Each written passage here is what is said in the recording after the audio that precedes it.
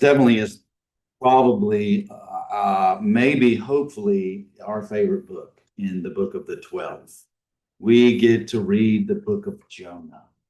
And one of the things I do not want to do when it comes to the book of Jonah, because it's written as a narrative, even though there is a long poetic section in the book of Jonah, narratives have a certain intrinsic design to do something to the reader.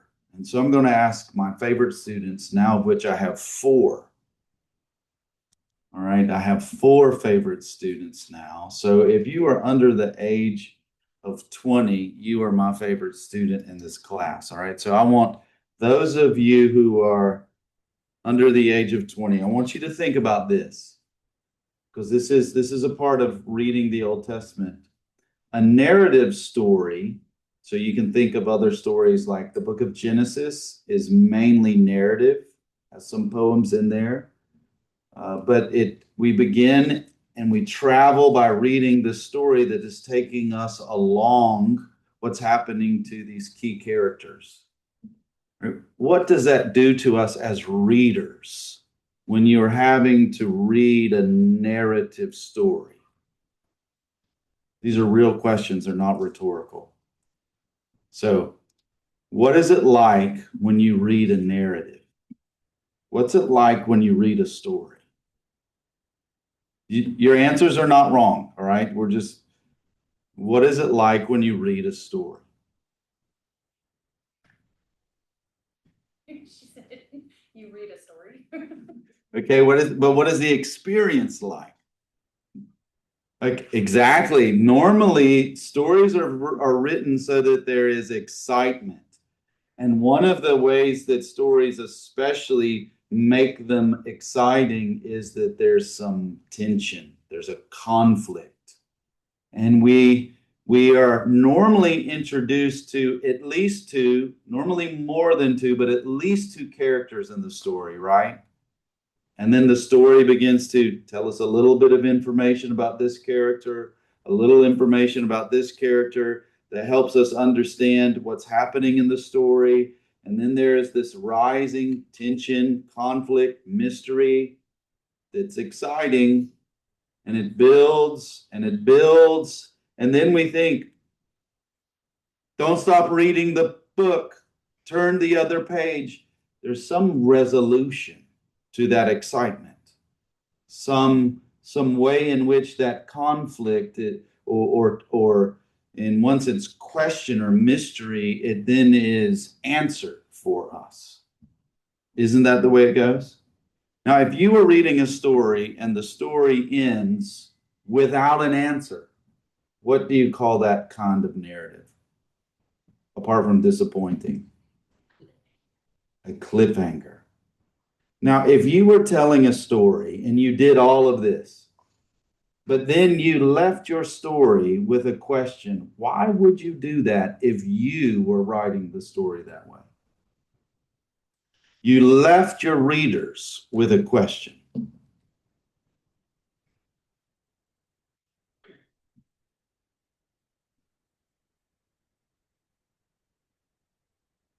It's a real question, it's not rhetorical. Why would you do that? Okay, if my four favorite students are done, you can say, I don't know. And then I'll ask my lesser favorite student. My least favorite students. All right. All right. So my four favorites, you can say, I don't know. And I'll go to my lesser favorite students. Maybe you want it to leave it to their imagination. There's another story coming. Yeah. You at least, right? You at least want them to continue thinking about the unanswered question. Like at a minimum, right?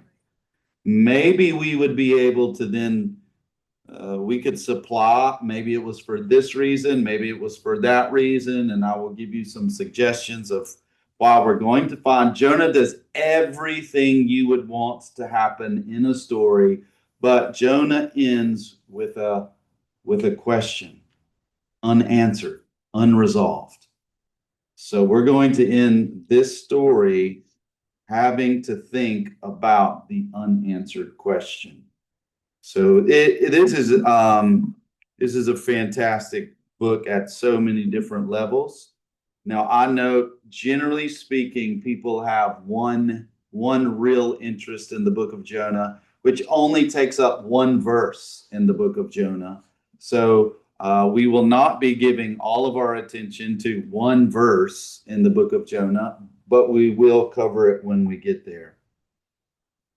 The nature of the book of Jonah, if you read it like we read our stories, it reads wonderfully as a narrative. But often, as it is in the Bible, there's a sophistication, there is a clear kind of design that is in the book of Jonah that, Old Testament scholars really like to do, and they can give you different ways to be able to see that there was an order and a structure. And so Tim loves to talk about chiasms, right? In the night, Julianne, is Tim like muttering dreams that he's having about chiastic observations? Does he do that? To Horner girls, does your dad like give you sort of like, chiastic syllogisms for principles of living? Well, the author of Jonah has a chiastic way of sort of escalating us through. And so there's 7 different episodes. One Old Testament commentator says, and in these 7 episodes through the book of Jonah, there is a chiastic development of them. And chapter 4, verses 5 through 11 is like that hinge or the apex, the centerpiece in Mr. Horner's chiastic structure. And so that does help us to be able to think, what is a driving point of this narrative? There are many things that we're going to learn from it, but a driving point, if you're kind of one who writes in your Bible, you like to make asterisks, you would be able to look at verses 5 through 11 in chapter 4, this concluding episode in the book of Jonah. And that's, in one sense, the greatest point the book of Jonah is working to. And it is this unanswered question. But we're not going to go through it that way. But it's helpful for you and I to know this. We're going to work through it as I think we should read it, and that is not telling you the outline at the beginning, because wouldn't that be that's a story killer. We're going to just walk through it, scene by scene. So first, what we're going to observe, that if I were going to give a title to the whole book of Jonah, I would call Jonah, this is the story of the prodigal prophet. The prodigal prophets. First, we are able to learn about our prodigal prophet by how he disobeys and how God sovereignly rules. So let's look at the first 2 verses. Now the word of Yahweh, stop there. Favorite students. What is significant to us? I know you didn't all come to all of the Old Testament classes before today, but what is significant about Yahweh? Like just the name Yahweh. It is the Lord. You're right. It is the Lord who was privileged to learn that God's name is Yahweh. Do all the people know that the one true living God is Yahweh, or do only some people know? Some people. Who are the people who know? And well, in the Old Testament, you're right. We do know, Christians do know that the Lord is Yahweh. But in the Old Testament, who was revealed that God's name is Yahweh? The Jews, the descendants of Abraham, because of the covenant promise that Yahweh made with Abraham, that those 12 sons of Israel, also called Jacob. They are the people who became the covenant people that God revealed his name to. And so when we read in verse 1 that the word of Yahweh, we are thinking specifically, this is the covenant God of Israel. Now, if we were kind of in the habit of reading the Old Testament or hearing the Old Testament, that would hit us every time. Right? And I think, I'm reading from the Legacy Standard Version, I find this to be very helpful in the way that they choose to translate. The fancy pants word is the tetragrammaton. But we just read in our English Bibles, it's translated Lord, but the LSV translates it so that we hear his name, Yahweh. That's going to be important. Now, the word of Yahweh, so that's the covenant God of Israel, who does it come to? This is our main character, Jonah. We're in verse 1. Now, we're told a little bit about Jonah. He is the son of Amittai. Now, that really doesn't play significantly into the rest of the story, but for those who are trying to date the book, it seems that we would be able to date the book to the reign of Jeroboam II. But that is the individual who received this word from the covenant God of Israel. Now, I know you know the story, but just imagine if you're just thinking, this is the covenant God of Israel, and it is his prophet, Jonah, who receives his word. Now, so far, who would you think God's prophet would speak to?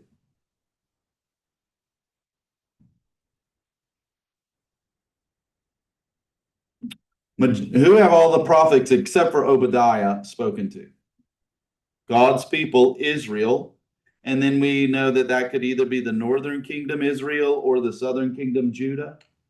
But we now read, look at verse 2. This is what Yahweh called Jonah to do.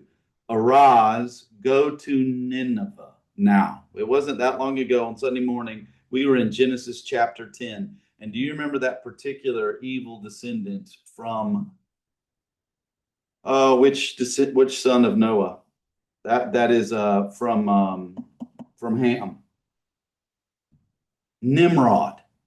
You remember Nimrod? Like a name like Nimrod. You got to remember that name. If you ever meet somebody and their name is Nimrod, you probably should think, I don't really want to be your friend. All right. So Nimrod, you remember Nimrod? Well, Nimrod, he actually was a part of constructing, do you remember that city?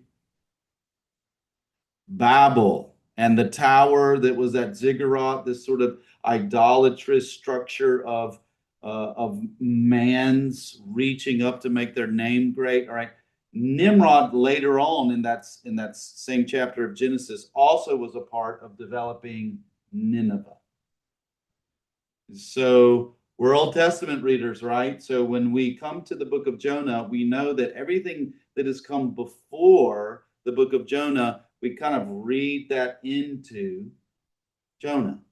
So when we hear Nineveh, we're able to know this city from its inception has been in rebellion against God. This is literally a city, but it also is a city that serves as a type, if you will. It is this example that applies in every age and in every place, that there are cities, development, enterprises of humanity, that what they live for and how they live is to rebel against God. So Jonah is called to arise and not to go to Israel, not to go to Judah, but to go to Nineveh. And then what's the next descriptive part of Nineveh?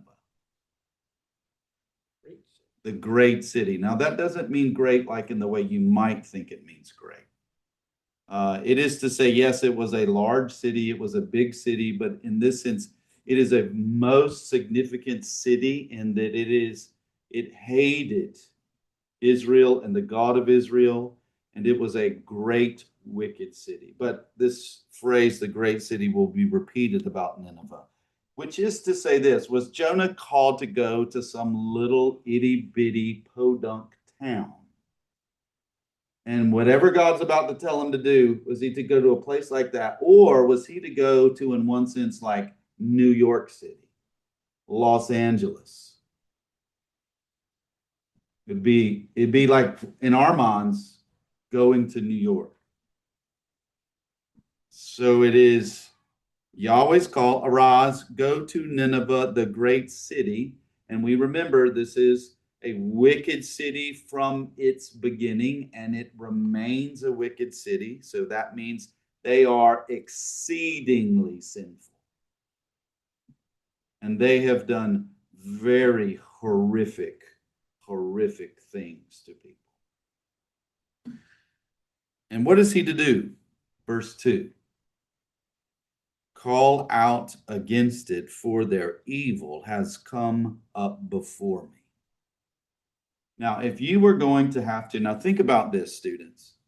If you are called by God to go to someone that you know they are exceedingly wicked, and you are to tell them you are exceedingly wicked, and God now sees your wickedness and will judge you, do you think they would like you or maybe hate you?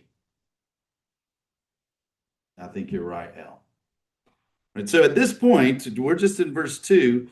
This is what is told to Jonah, and I think so far we're thinking the right way.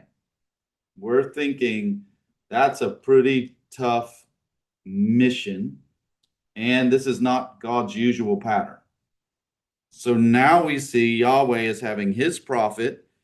He is called to go to Nineveh. Nineveh is it's about 500 miles away from where we're going to learn Jonah was. And look at verse 3. Yet Jonah arose to flee to Tarshish from the presence of Yahweh. So he went down to Joppa, found a ship which was going to Tarshish, and paid its fare, and went down into it to go with them to Tarshish from the presence of Yahweh. Now, some things that help us to kind of, have a concrete idea of what Jonah is doing here is that it seems that if he wasn't in Joppa, there's maybe reason to think that he was closer to Jerusalem, but wherever he was, he goes to Joppa, which is on the sea. And there, if you were to think, well, where is Nineveh from Joppa? It's like 500 miles northeast of Israel. But he goes to Joppa because in Joppa he can now get on a ship. And in Joppa, we are told that he arose, and we're at least the way the LSV renders it, he arose to flee to Tarshish. Now that's 2,500 miles away. If it was the Tarshish, which was on the southern tip of Spain. So you could have gone 500 miles, which that in and of itself is quite far. Which just consider that Yahweh is wanting to confront Nineveh with their evil and sends his prophet 500 miles to the exceedingly great wicked city of Nineveh. But instead of going that 500 miles in obedience to Yahweh, Jonah arises, goes to Joppa to go 2,500 miles in the opposite direction. But why does he do it? Who is Jonah fleeing? Or maybe we could say, what is Jonah fleeing? This is where we're good story readers, which also helps when we're trying to be good Bible readers. Verse 3 is telling us something significant. Who is Jonah running from? He's running from God, because in verse 3, we're told it 2 times that Jonah arose to flee to Tarshish from the presence of Yahweh. And then again at the end of verse 3, from the presence of Yahweh. So here we're able to see what kind of prophet is Jonah. I'm saying he's a prodigal prophet. He runs away from his father. He doesn't want to be in the presence of Yahweh when Yahweh has commanded him to do this. Now, we do not yet know why is Jonah running from the presence of Yahweh. We just know that he is running from Yahweh's presence. This is really the essence of disobedience to God. And so we are able to see in the first 3 verses that Jonah is a disobedient prophet.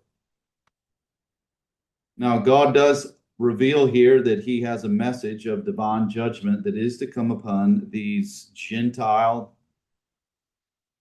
idolaters, these great sinners who are outside of Israel.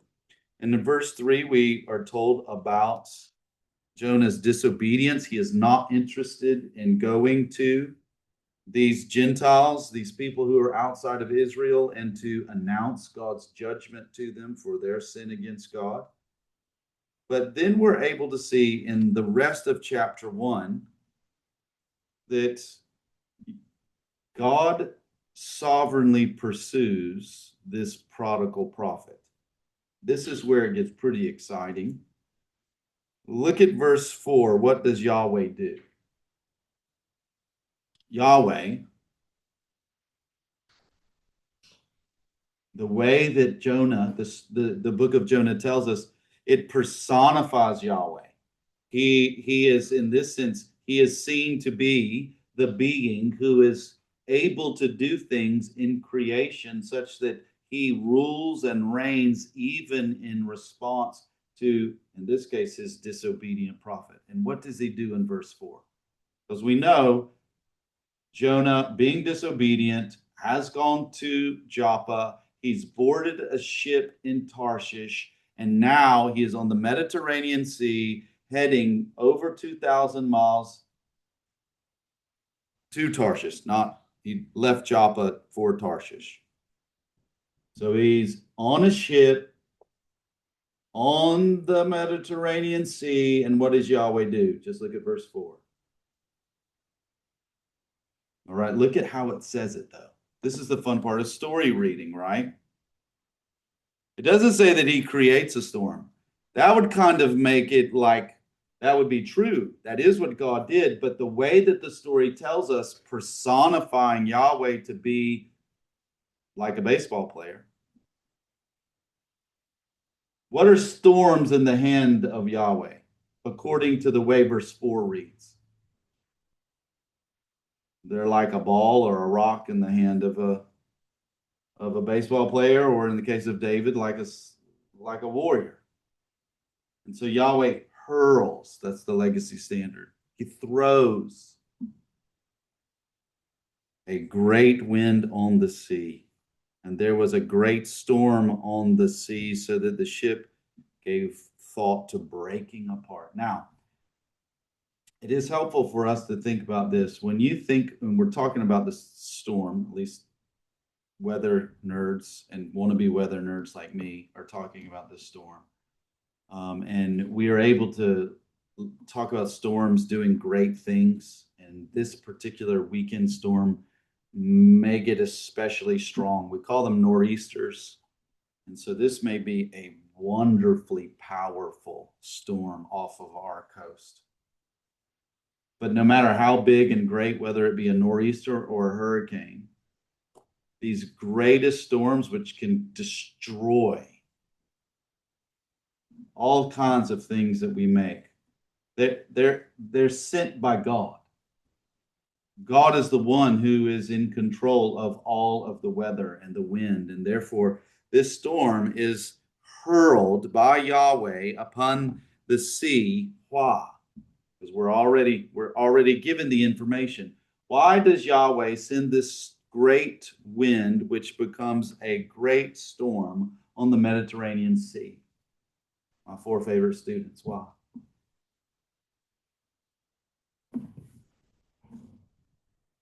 Because Jonah is sinning. That's one reason. But we're going to see that God has another reason. One reason is because God's prophet is being a prodigal and he's disobeying God and he's running from God's command. And so God pursues him. And God's sovereign hand sends a storm to be able to make the ship that his prodigal prophet is on almost come to break. So we then look at the next, verse 5. Then the sailors, if you've ever been around people who are from water, I've been to Cape Lookout and Shackford Banks surfing with some people who are local people here. And when you ride a boat with these people, they do not drive the way safe captains like me would drive, right? They're going wide open. And the margin of error, maybe Mr. Barrio, Dr. Barrio has found this, like our sandbars can go from very deep to very shallow in a very short amount of time. And so if you're going slower, it's a little safer. They don't do that here. Similar, when you think of like if sailors are having this response to a storm, because sailors, what are they by vocation? They're on the sea. They're familiar with the sea. They're not afraid in one sense of just sort of what might make someone like me afraid. These sailors, verse 5, became fearful. And every man cried to his God. Now, what does that tell you about? Number one, sailors are generally not scared of the sea like some of us. So when they are afraid, that's because it is very serious. And that's exactly the kind of storm. Yahweh sent, because of the prodigal prophet disobeying him, he pursued him so that he brought a storm that is now threatening the life of these sailors. Now, what do we learn about these sailors? Do they know Yahweh? Do they call out to Yahweh? Who do they call out to?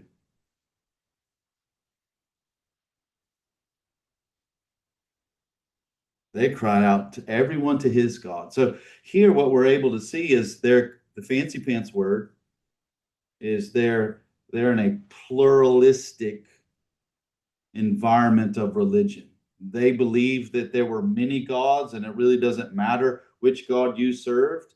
It just is, it could be one of the many gods. And so they just wanted, in one sense, what every pluralistic person wants. And that's just they want to get their way. And because they're afraid that they're going to die, they want everyone calling out to their God because maybe one of these gods that one of these men are crying out to might preserve their life. So these pagan sailors are afraid. Even so, when you're a sailor, you basically get paid because you're taking stuff from one place to another. So the valuable part of your job is really what you have on the boat. When things get really serious, sailors begin to throw the valuable cargo into the sea because they're trying to lighten the ship so that it will not sink. And that's exactly what these sailors did, verse 5 tells us, which indicates how serious this storm was. But look at what Jonah was doing. But Jonah had gone down below into the innermost part of the vessel, laid down, and fallen deep asleep. That sounds like somebody else that we'll meet later on in our Bible reading. Jesus did the same thing. And so Jonah is sleeping, and the boat is about to break, and these pagan sailors are calling out to their God, and they're throwing the cargo into the sea. In verse 6, the captain comes near to Jonah and said to him, and you would say this with a kind of voice, like imagine this is a movie. The captain would not say to Jonah in this situation, how is it that you are deeply sleeping? Like he wouldn't do that. So I'm going to raise my voice a little bit, and that's just because that's the way in which the captain we're supposed to read this understanding. How is it that you're deeply sleeping? Right? Like his mind is blown. How in the world is Jonah fast asleep when the ship is about to be crushed by this storm? And then he commands him in verse 6 to do what? Now, this is a bit funny. There's some funny things in Jonah. Arise, call on your God. Well, look at verse 2. What did the God of Jonah say to Jonah at the beginning of the story? Arise. So now the pagan captain of the ship comes to Jonah and says, Arise, call on your God. Perhaps your God will be concerned about us so that we will not perish. And then verse 7, we see that all the men in the ship, each man said to the other, Come, let us have the lots fall so that we may know on whose account this calamitous evil has struck us. So they had the lots fall. Now, so up to this point, has Jonah revealed the reason why he boarded this ship? Even now, with the storm happening, is Jonah immediately responding with, why is this storm happening? He's not. He's not here. He's not forthcoming with the truth. This is revealing the nature of the prodigal prophet, which is really the nature of all of those who they disobey God and they run from God. Prodigals don't like to tell people why it is that they're running from the presence of God. Prodigals don't like to tell people that actually I'm here because I do not want to obey God. Jonah's a prodigal. It's rather through God working in what we could sort of say is like a gambling game. They casted lots to sort of supernaturally try to derive who is the man guilty of some sin against his God, such that whichever God is bringing the storm against us, this man has sinned against their God. So the casting of the lots is what they do. And God works through this casting of lots to reveal to the fellow sailors it's Jonah. Now, in one sense, this is the sovereign rule of God to pursue his prodigal prophet. God uses big storms, and I mean, you could talk to Dr. Barrio about this, and you consider how complicated is weather. It's too complicated for me to understand, but I do know it has to do with huge movements of hot and cold air and the oceans and their temperatures interacting with the air over the surface of land, such that God is so sovereign that he throws storms to pursue his prodigal prophet. And God is so sovereign that when you consider how small a lot would be, God is sovereign even over the smallest lots falling in order to pursue his prodigal prophet. And so it's by the casting now, not only of the waves of the sea, but by the lot in the hand, that he exposes Jonah. So you see that in the end of verse 7. This is a good story. I mean, even how it ends, this is the punchline after the casting of the lot, which to you good story readers, there's like these little rises and falls in a good story of like, oh, there's tension. Ooh, there's resolution. But even the way the book of Jonah says it is a good story. And the lot fell to Jonah. That's satisfying, isn't it? We're made to read stories. And we're made to read this story. And so we are able to see at verse 7, God now has exposed Jonah to these sailors. Verse 8. So they say to him, now here's the irony. Who are these sailors? Pagans. These are pagan sailors who are going to Tarshish. And the pagan sailors say to Yahweh's prophet in verse 8, tell us now, on whose account has this calamitous evil struck? What is your occupation and where do you come from? What is your country? From what people are you?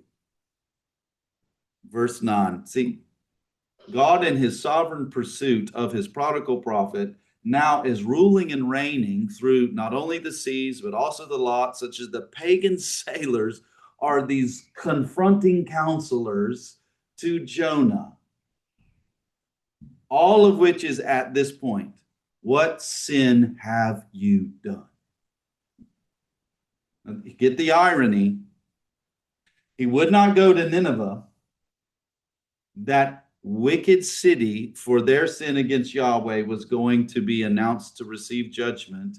But yet in his sin, he flees Yahweh's presence, and Yahweh in his sovereign rule pursues him, such that now he is confronted by these pagans about his sin.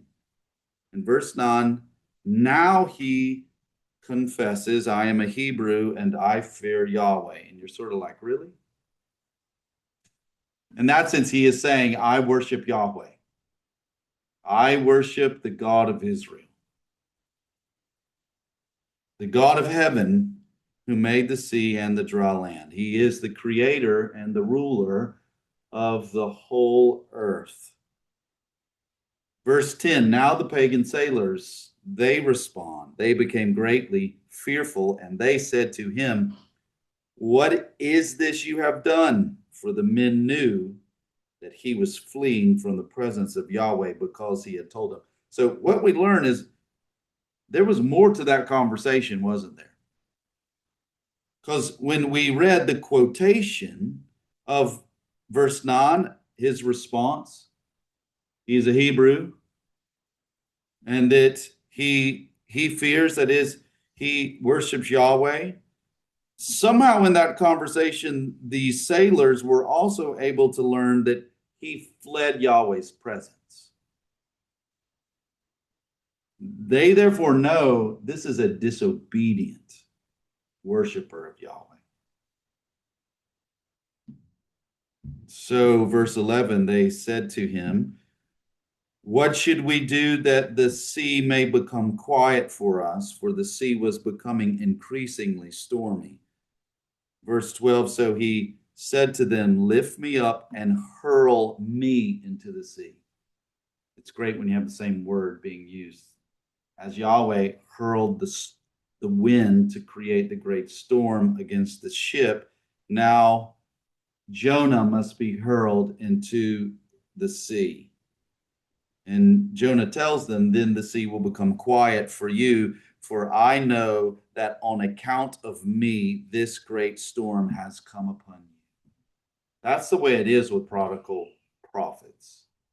And that's the way it is with prodigal children of God. They know that God is sovereignly pursuing them and bringing circumstances that convict them of their sin against God. They know it. Jonah knows that the storm is what Yahweh sent because of Jonah's disobedience, and so he reveals it to them. Look at these pagan sailors in verse 13. What are they? They are willing. However, the men rowed desperately to return to dry land, but they could not, for the sea was becoming increasingly stormy against them. I mean, these are some noble heathens.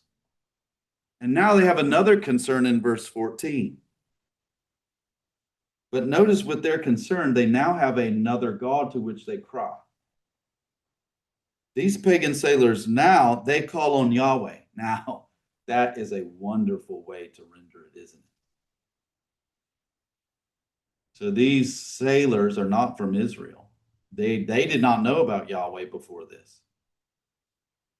And now they're calling on Yahweh, which is, if you're ever wondering, sort of a phrase in the Old Testament that even carries over to the New Testament when you're thinking, when someone comes to be introduced, that Yahweh is the creator of everyone, and everyone's therefore sins are against Yahweh, and they need Yahweh's mercy, then the instruction they would receive is you need to call upon Yahweh for mercy.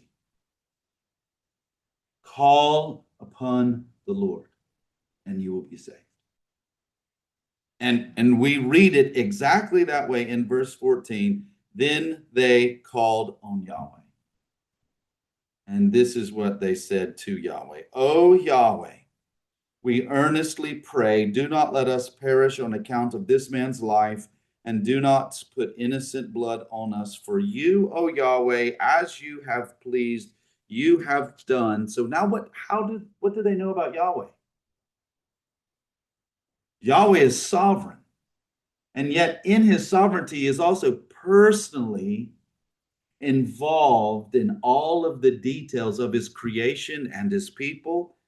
And they also know that they've tried to row to dry land, but they've been prevented to do so. So they're about to throw Jonah, hurl him into the sea. And they don't want Yahweh to hold them responsible for Jonah's life. They are now concerned with their life before Yahweh and how Yahweh would judge and respond to their actions. Now, that's really not the way Jonah's living right now, but yet God's sovereign hand in the pursuit of the prodigal prophet has now even enabled, as we will see, these pagan sailors, I think, to now become worshipers of Yahweh. Look at what happens next, verse 15. So they lifted up Jonah and hurled him into the sea, and the sea stood still from its raging. Then the men greatly feared Yahweh. What did Jonah say he did? He said he was a Hebrew. And who did he fear? Yahweh, indicating that's whom he worshiped. Now, verse 16, then the men greatly fear Yahweh, and they offered a sacrifice to Yahweh and made vows. Now, do you remember when Noah came out of the ark? What did Noah do? He made a sacrifice. He built an altar and made a sacrifice to Yahweh. When Abraham enters into covenant with Yahweh, we'll see this later on in Genesis, but we're able to see in chapter 15, we see that there is a sacrifice there. This sacrifice here indicates after their deliverance, this new orientation that they have towards Yahweh. I think that verse 16 is describing these pagan sailors now have become worshipers of Yahweh. To say it in our language, they've been converted. They have gotten saved, if you will even extend such a common phrase. That's what they were doing when they offered a sacrifice to Yahweh. It was praise in thanks to Yahweh saving them, and they made vows to Yahweh. In verse 17, the singular verse that tends to dominate our interest about the book of Noah, what does this sovereign God do in pursuit of his prodigal prophet next? Verse 17. Again, Yahweh, who is the ruler, and what do rulers do? Okay, even in our country right now, our president, he's really good at this. He appoints. You're going to have this job, and you're going to do this, and you over there, you're going to do this job. What does Yahweh appoint in verse 17? Now that Jonah, he has been cast into the sea, what does Yahweh now appoint? That's right. Exactly right. He appoints a great fish to swallow Jonah. Now, there is a Hebrew word that could be used to refer to whale, and this is not that word. And so I think that this is referring to literally what it says. It is a fish, and the fish is a literal fish. It swims in the sea. Yahweh appointed it for this purpose, and this fish does exactly what it says. It swallowed Jonah. And we're told that Jonah was in the stomach of the fish for 3 days and 3 nights. And in chapter 2,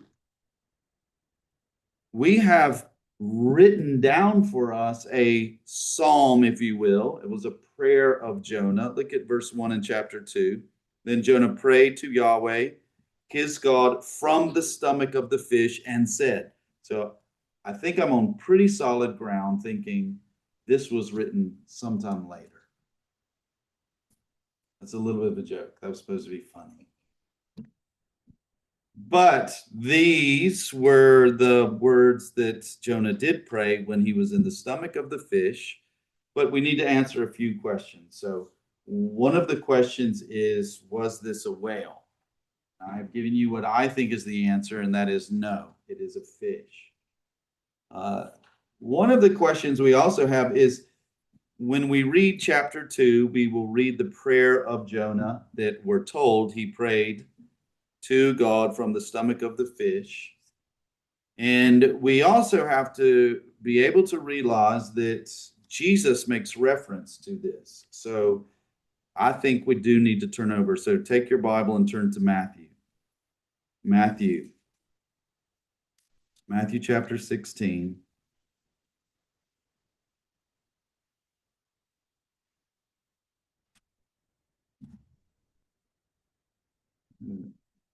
Now, let me tell you some things that I believe we need to realize when Jesus begins to speak, whether Jesus is referring to the Old Testament or whether Jesus is just saying it.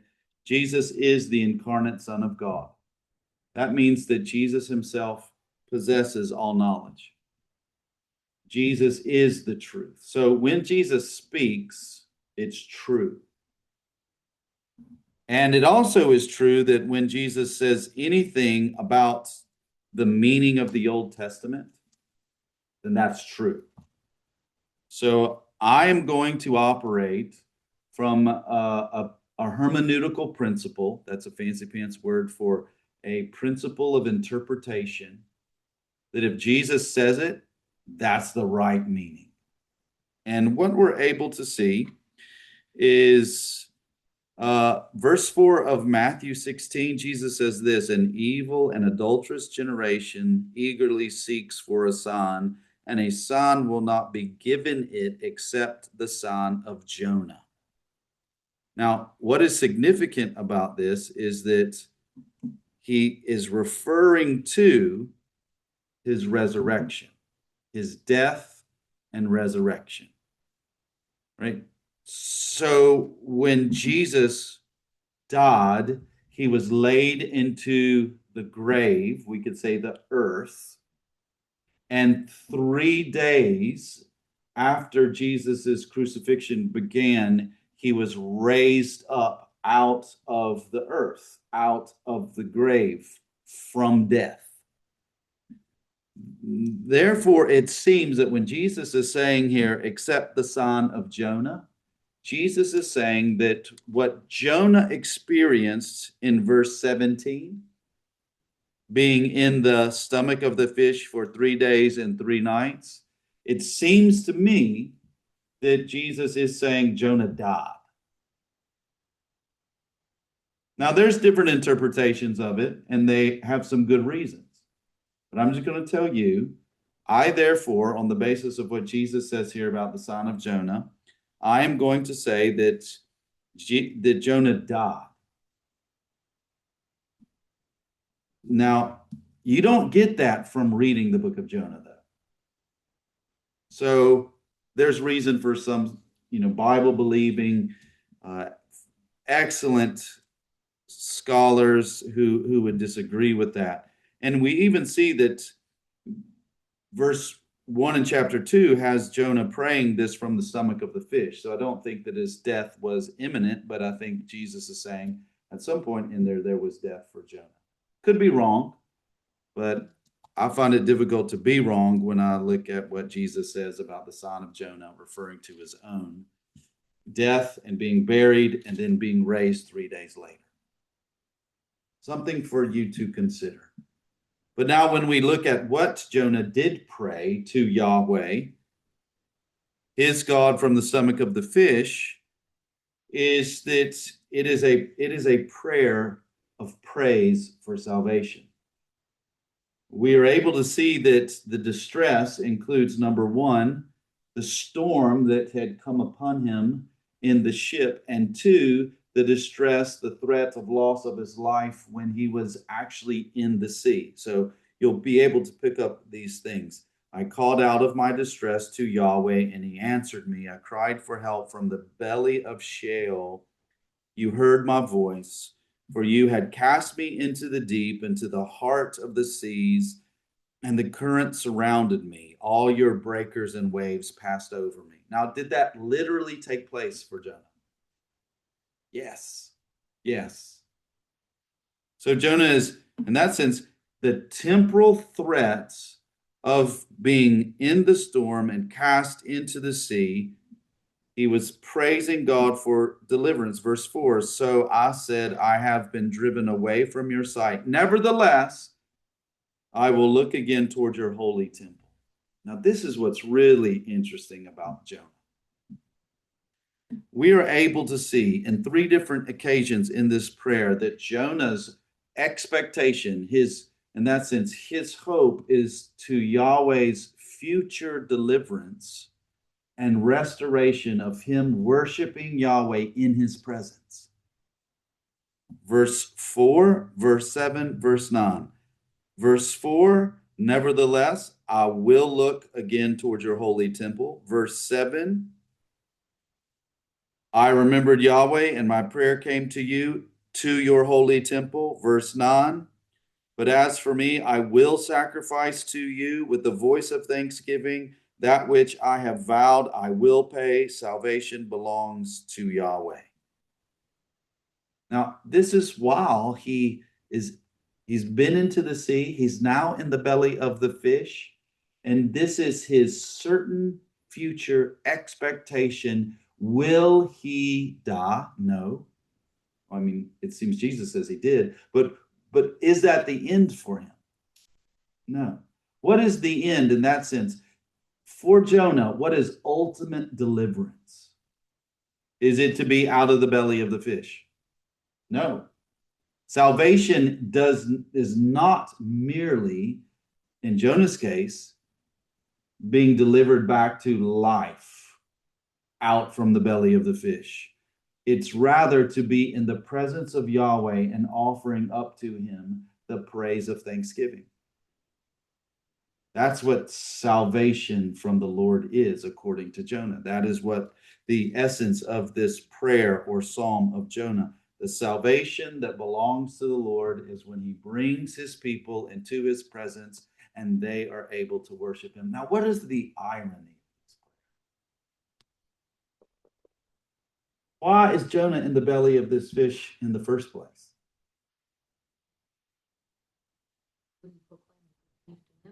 Because he fled the presence of the Lord.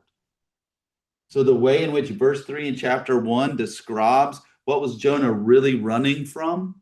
The presence of the Lord. And now the prodigal prophet, by the sovereign pursuit of Yahweh, he finds himself praying this prayer in the stomach of the fish. Then verse 10 tells us, then Yahweh spoke to the fish, and it vomited Jonah up onto the dry land. Which does mean whales, when they blow water out of their blowhole, that's not vomiting. So I think it is yet again illustration that this was a fish. I have no idea what fish. You can ask Mr. Horner or Dr. Barria.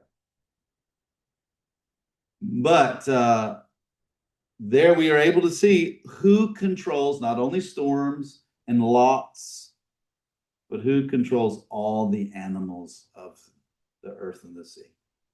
Yahweh. Yahweh spoke to the fish and it obeyed.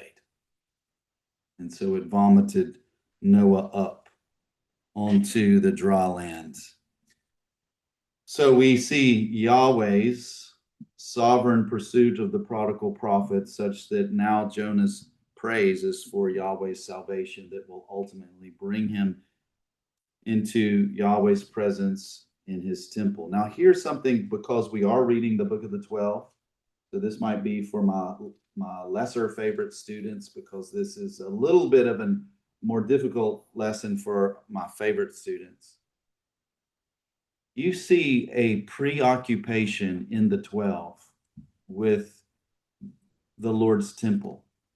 The Lord, for God's people to be restored into the place where he dwells.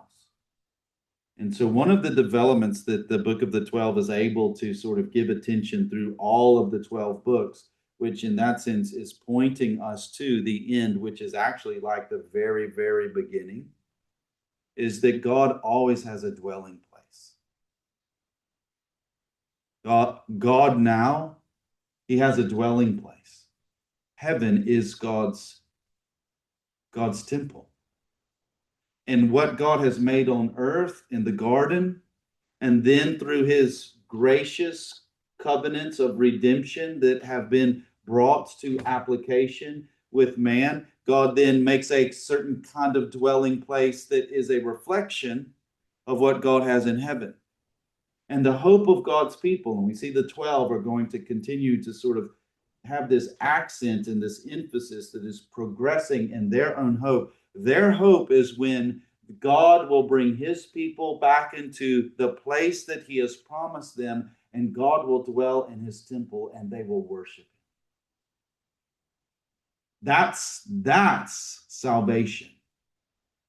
That's the essence of the Psalm of Jonah in chapter 2, which is partly what we see God accenting in his sovereign pursuit of this prodigal prophet.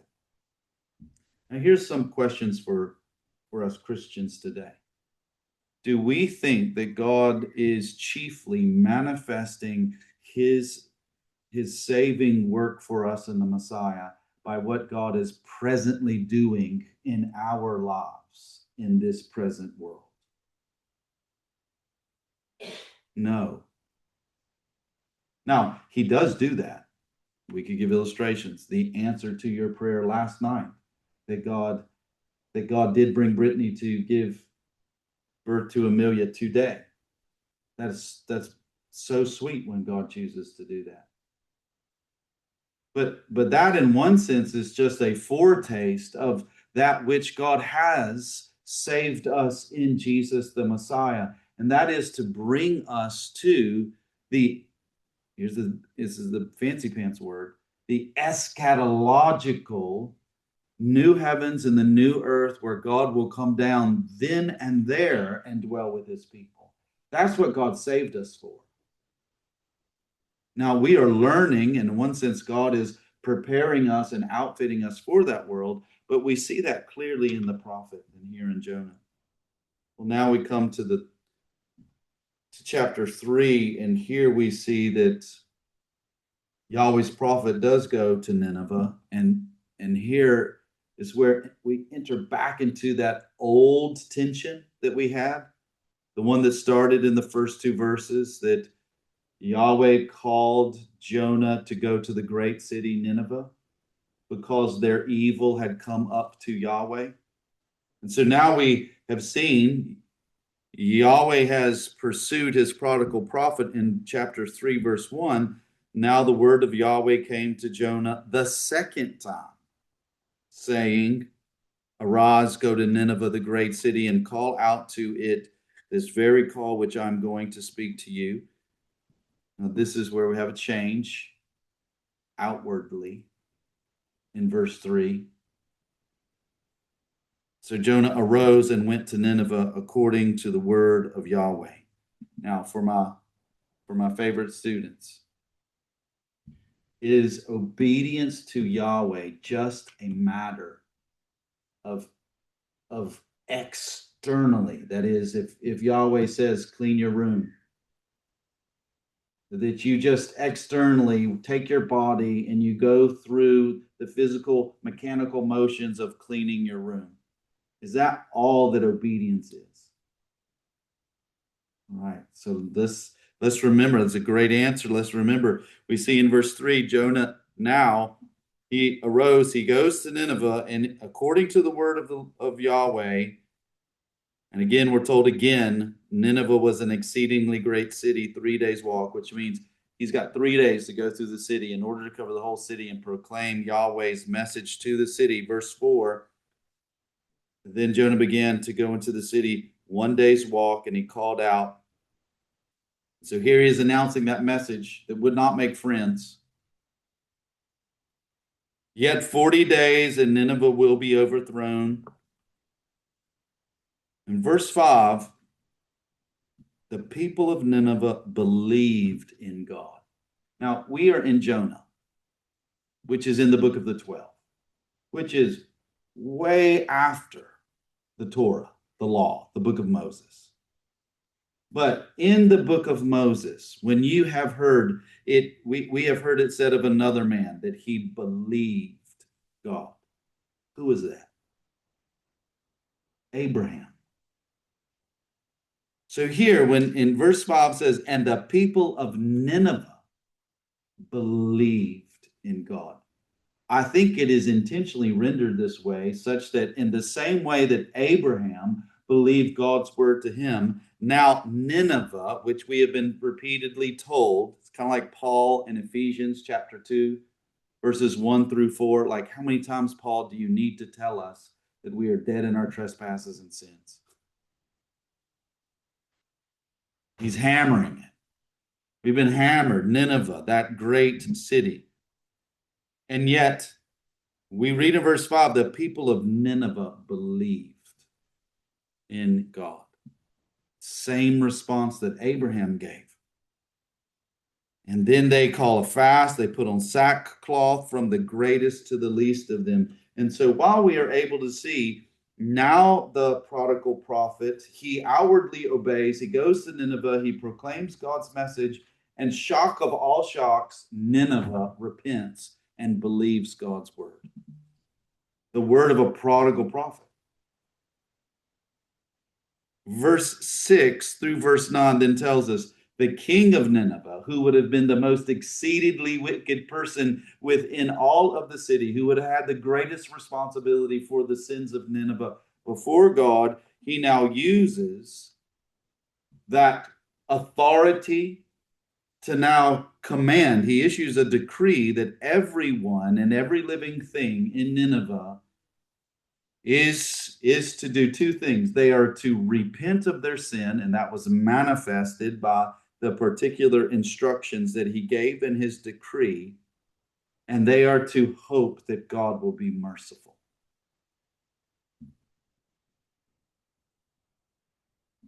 So the prodigal prophet preaches God's message of judgment, and Nineveh, like Abraham, believes Yahweh's word and repents from their sin and calls upon the Lord for mercy.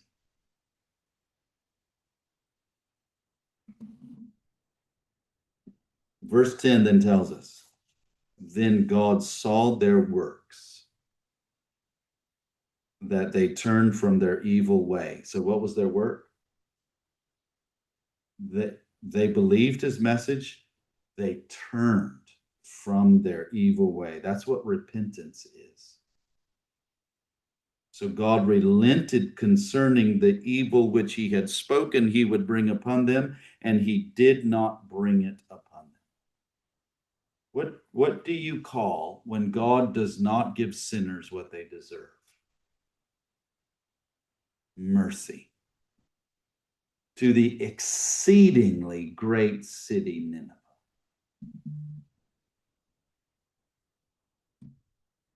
So, chapter 3 brings us what you think the story has found its resolution. The prodigal prophet has been pursued by the sovereign God such that he obeys. He goes to the city. He preaches God's message. They repent. They look to God in mercy. God gives them grace. Story's over. It's not. Now, chapter 4, in one sense, is the greatest reason that the book of Jonah was written. Because now in verse 1, we are told, how did Jonah actually respond?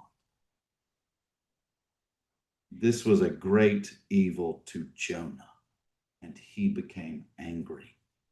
And he prayed to Yahweh and said, "Ah, O Yahweh, was this not my word to myself while I was still in my own land? Therefore, I went ahead to flee to Tarshish, for I knew that you are a gracious and compassionate God, slow to anger and abundant in loving kindness, and one who relents concerning evil." So, number one, how does Jonah himself know that that is the character of Yahweh?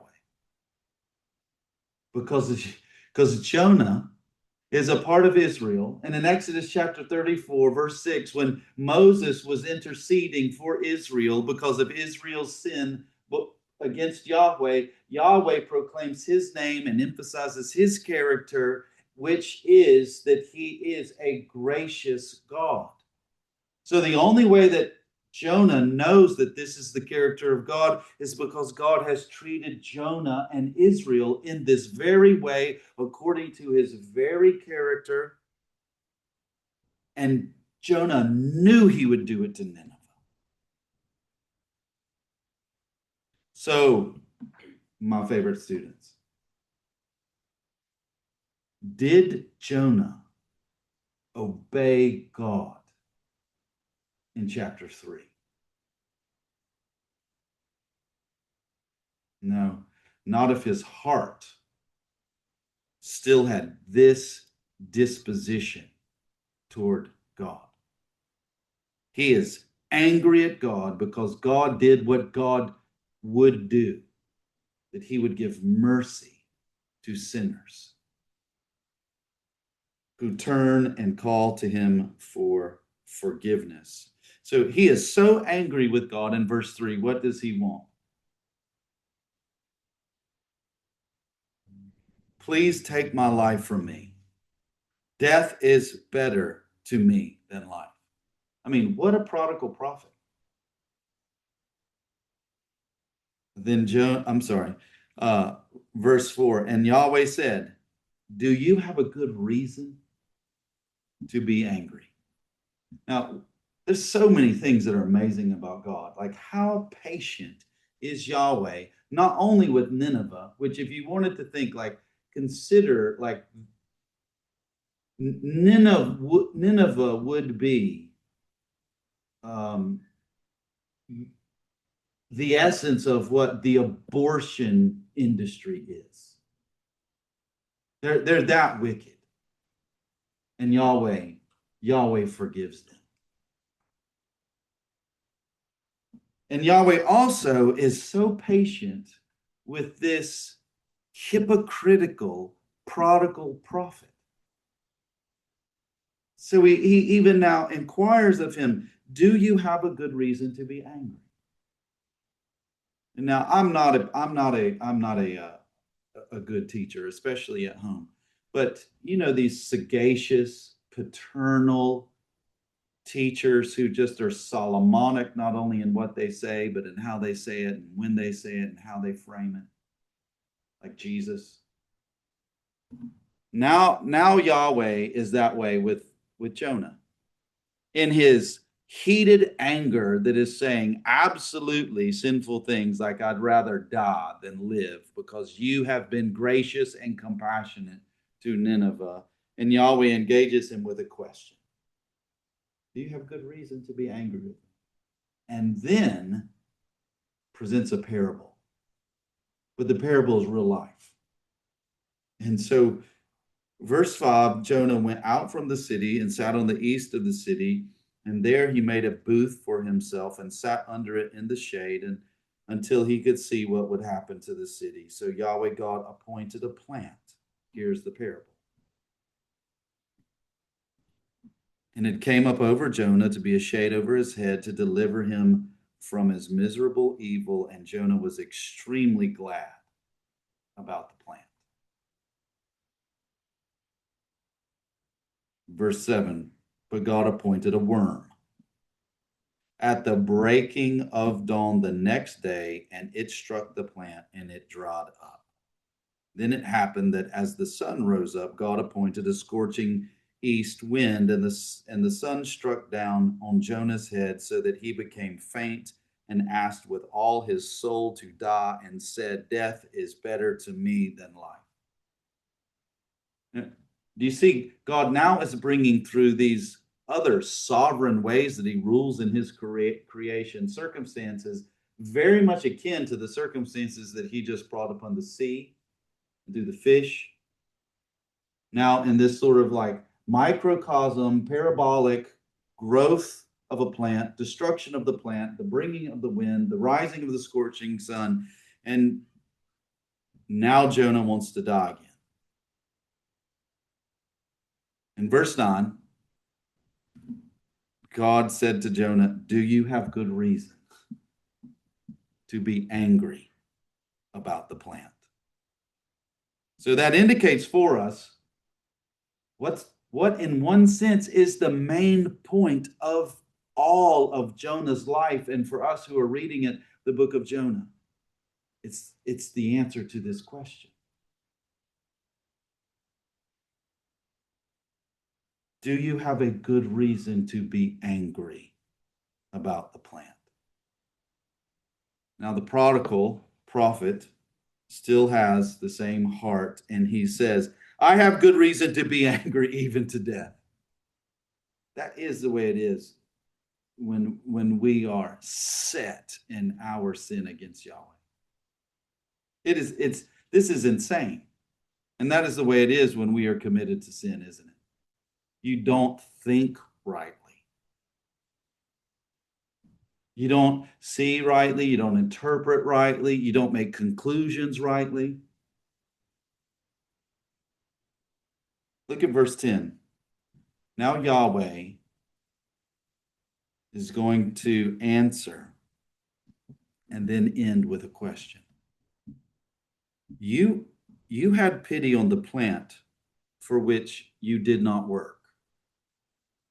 So if you receive something that you did not work to receive, what is that now called? It's a gift, not a wage. So it is a gracious gift of this plant. And you had pity on the plant for which you did not work, and which you did not cause to grow, which came to be overnight and perished overnight. And here, verse 11. So should I not have pity on Nineveh, the great city in which there are more than 120,000 persons who do not know the difference between their right and left hand, as well as many animals? See, the parable has a punchline of a question that ends the book of Jonah. And that is, Jonah, you did nothing for that plant, and you pity it. Nineveh, far greater than that plant, I have pitied. And so at the end of the book, this is the question. There's not a resolution, is there? Unless the book of Jonah is set in the context of the book of the 12, such that the book of the 12 is going to answer for us this question. If you may remember, before Obadiah, we had the question of Amos. What was Israel's sin? And then when we come to Micah, you're basically going to be able, you can almost answer this at every season in Israel's life. But what is Israel and Judah in relationship to Yahweh before we read the book of Jonah, in the book of the 12?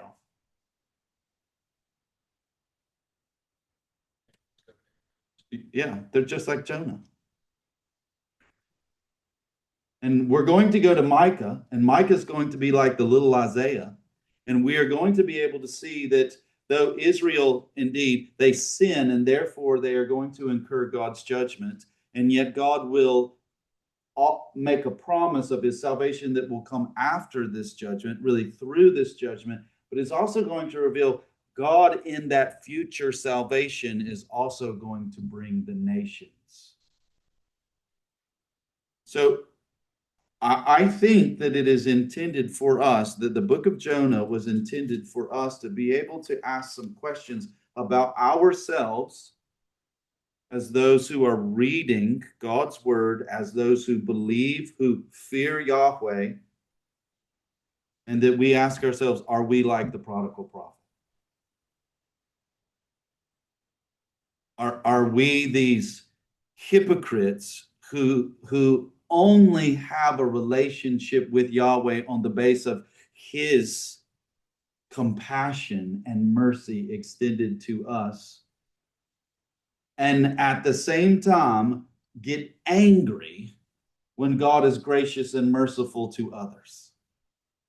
That's one of the reasons that we should end and ask the answer to the question that God ended with. Do we love mercy? Because that's the way we have been brought into relationship with Yahweh. He has given us mercy. But I think there is another question. Israel is like Jonah. Or you could say it the other way. Jonah is like Israel.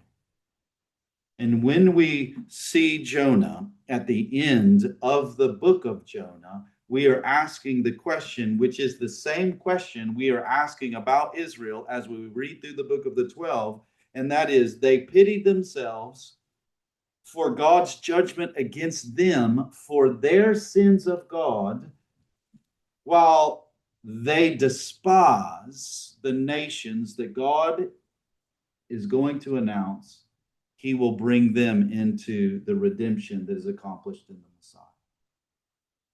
So I think that's one of the conclusions that we need to make as we sort of have this question hanging for us and we move forward in the book of the 12. And I think also the message is clearly applicable to our hearts. We don't need to be like the prodigal prophet. We need to love God's mercy extended in any way that it pleases him. For that is the way we have entered into fellowship with him. And like chapter 2, while our hope is that we will offer our sacrifice of praise to him. But 4 points for my favorite students that do help us think about the world as it has been revealed to us. Yahweh rules creation. We also learn that Yahweh hears those who cry to him for mercy, whether they even be great, evil sinners like the Ninevites. We also learn that God does order prodigal prophets to disobey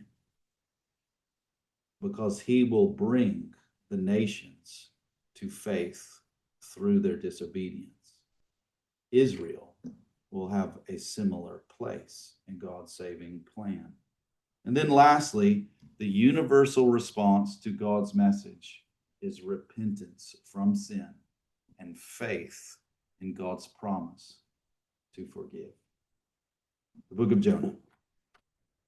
Thanks for letting me spend time thinking and reading the book of Jonah. What a great book, at least for me. Thanks for giving me the opportunity to read it. Any questions? All right, y'all are dismissed.